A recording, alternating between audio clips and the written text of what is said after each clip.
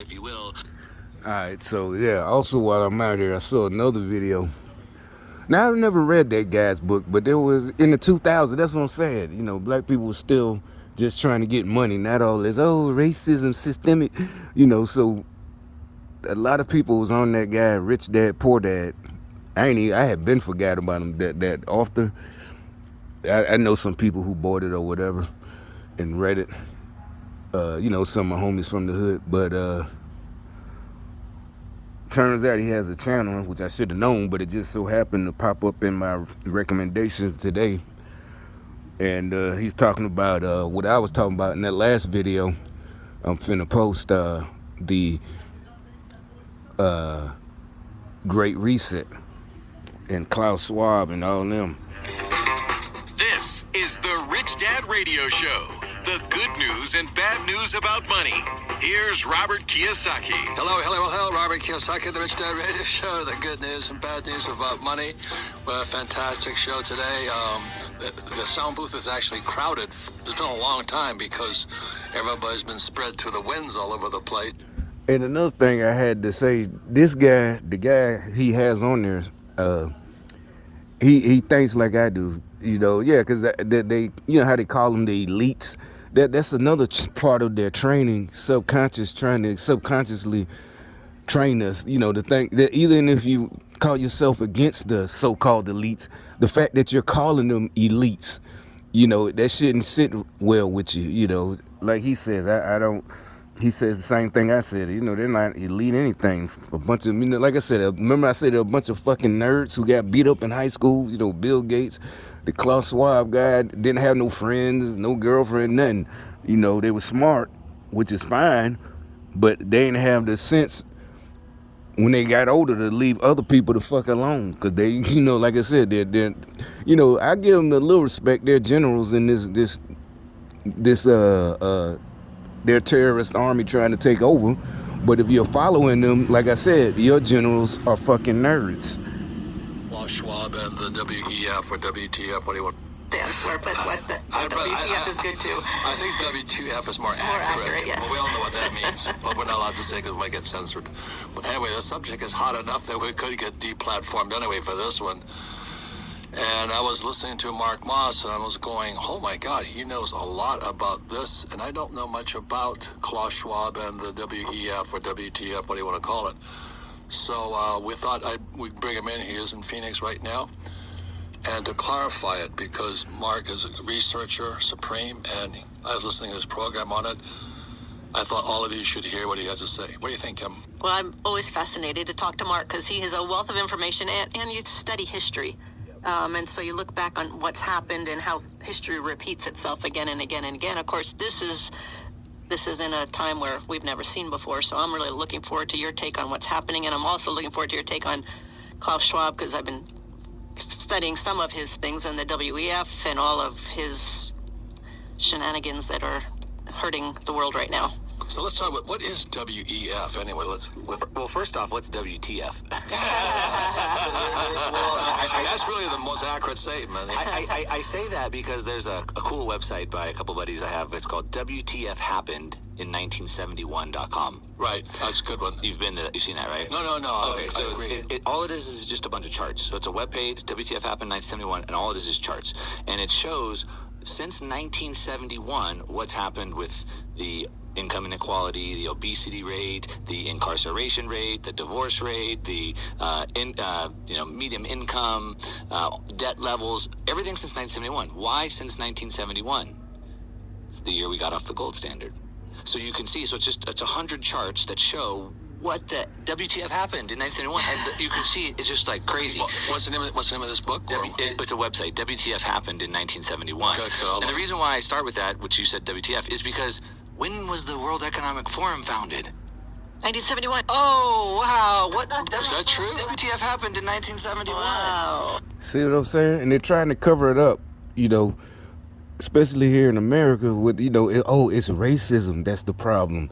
And really recently, I just saw a video maybe about 2 weeks ago that explained what the gold standard was.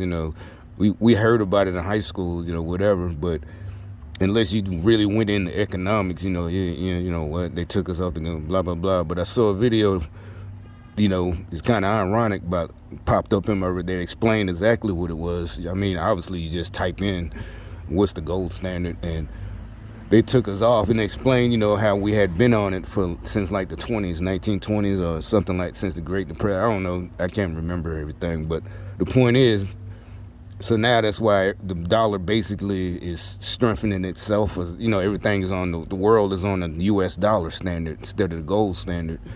And it's, I think what they're saying, that's when whatever this shit that's going on now, and I guess what it is, maybe like I said, the 70s babies, we're not taking, we're not stupid, it's not working.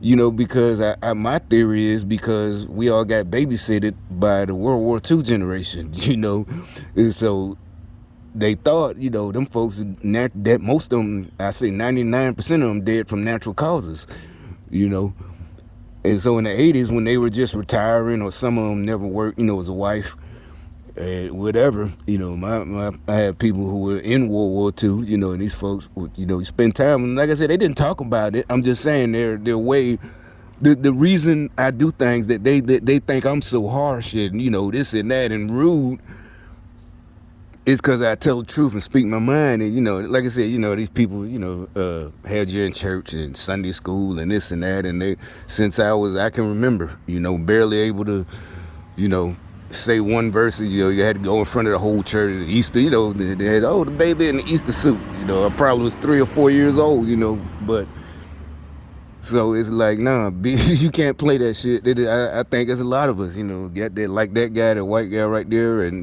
whatever, it's something inside of us where we don't fall for bullshit. It's not even gangster rap. That's what I'm saying. These youngsters, these 20-something black dudes I keep talking about, they, unfortunately, and I see it, their 70-year-olds are our parents' age. So they was in their 30s. They're the ones I was talking about that left us with our grandparents. I'm not saying that was a bad thing. I'm saying they're not like them. I see it. That's what I keep talking about. It's disappointing, when I keep pointing out them old folks, and when I go to a supermarket and they're like in their 70s, that's what I'm saying. That's the generation I'm talking about. Like I said, they were only in their 30s and 80s. Younger than I am right now. They were in their, late 30s, whatever, I'll be down there 50 in a couple more years, but, so they were still young, and so they had, but most of us, we got left because, for them to go to work, it wasn't like nowadays getting dropped off so they go to club. I never had that, but it was, they don't have it's like they know too, but for some reason, I don't know, but I guess because they were adults. And like when they grew up, were teenagers in the 60s and 50s, they were rebellious, whether they were literally flower children. Those were the rich folks. The flower children were the rich folks, from like California, the same liberals like now, the liberals that hated their parents, felt guilty for being born rich, wanted to hang out with Black Panthers and all that shit, like on Forrest Gump. Janai is fucking the Black Panthers, but